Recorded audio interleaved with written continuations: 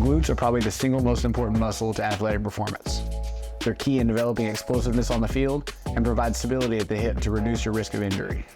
Today, I'm going to teach you exactly how to grow your glutes and transfer your progress onto the field for better performance. If you still have questions at the end, shoot me a DM or leave them in the comments below. If you don't know who I am, my name is Zach Vaughn, and I help athletes take their game to the next level by training to be faster, stronger, and more resilient. There are 3 glute muscles for you to know: gluteus maximus, medius, and minimus. Each individual muscle is a little bit different, but for the most part, they work together to provide strength and stability at the hip.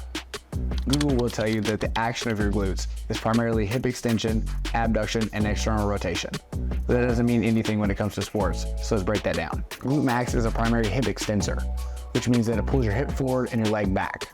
Hip extension is important for explosive type movements, such as sprinting, jumping, or tackling. Abduction refers to moving your leg out sideways, which is especially important anytime your feet get wider than your hips. Glute med and glute min primarily function through abduction as a lateral hip stabilizer. They make sure that you can push and stop side to side. This means that they play a large role in shuffling and overall change of direction abilities. External rotation refers to moving your leg out and around the hip joint. It's important for pushing off of your back leg for a powerful swing and will apply to your sharper cuts on the field.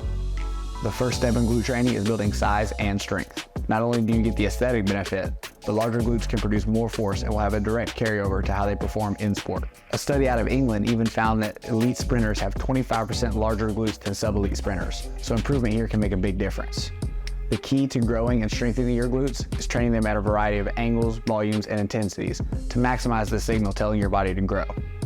Exercises for size and strength aren't any different. You just need to choose variations that target the specific muscle and action that you want to improve. For size, you're going to want to do slightly more volume, usually 3 to 5 sets of anywhere between 5 to 25-ish reps. This will produce more metabolic stress, leading to a bigger pump, while most of your strength gains will come from lower volumes at higher intensities. Usually 2 to 8 sets in the 1 to 8 rep range is a good place to start. Both ends of the spectrum will transfer to added size and strength, but you should include both if you want the best results. Hip extension is the primary function that you want to target, so you should spend most of your training time there. Training the muscle in a stretched position has been shown to provide slightly more growth, so that's where I like to start with glute training. Exercises like reverse lunges, deep squats or leg press, or rear foot elevated split squats will allow you to get deep into hip flexion and really stretch the glute at the bottom. On the opposite end of the spectrum, bridge variations are great for overloading the last few degrees of hip extension where the glutes are fully contracted. I prefer single leg variations or a machine to get more bang for your buck and increase output.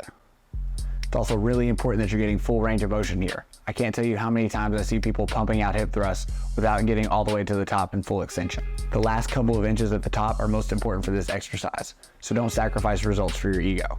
The mid-range of hip flexion is where your glutes are going to be the strongest. So while building strength here is important, it's not something that you usually need to isolate. Deadlifts and low step-ups are going to be your best option in this range, but it's really easy for other muscles to take over and do most of the work. To target abduction and external rotation, lateral lunges and side plank variations work well. Lateral lunges are great for the glutes because they force you to control your weight side to side and allow for a large range of motion at the hip. Side planks are often thought of as an oblique exercise, but using your bottom leg to drive down and push your hips up is exactly how your glute med will function at higher speeds in competition. You can easily scale difficulty to meet your current level and manipulate leg position to isolate different movements. A straight leg will work more side-to-side abduction, while a bent knee isolates more rotational capabilities. Once you've built a solid foundation, integrating more sport-specific movements for the glutes will change the way that you move and play in competition. In-game movements are fast and powerful. So while slow and controlled is great for building size and strength, it doesn't represent what actually happens when the lights are on. You should still take a similar approach and train the glutes from a variety of ranges and angles. Now you just want to add speed. For powerful hip extension, sled work, med ball throws, and horizontal jumps will help build explosiveness off the line. With extra power and strength coming from the glutes, your output will be drastically increased. Lateral hip stability is important for taking the strain off your knees and ankles when you land or go to plant and cut. I can make a 3-hour video talking about all of our side-to-side progressions we use, but for now we'll just go over the basic components. The 2 components you primarily want to attack are projection and deceleration. Projection refers to your ability to push, while deceleration refers to your ability to stop and land. For team sport athletes that do a lot of cutting, you're going to want to focus primarily on lateral deceleration because you're going to call on that ability every time you play, and your glutes play a large role. I like to start with basic lateral jumps to force athletes to stop their momentum and control the landing. From there, as they progress, We'll transition into movements with more velocity so they have to apply the brakes more quickly. We may start with a basic lateral bound and stick, then move into shuffling drills, finally finishing with a full 180-degree turn from a sprint. In all of these exercises, it's your glutes' job to control your center of mass and weight side to side. Your glutes, especially on the back leg, are responsible for creating a large amount of force and driving it up the chain to allow you to drive a golf ball down the fairway or hit a baseball 450 dead center. When training projection, we're looking for a big push. How much ground can you cover and how fast?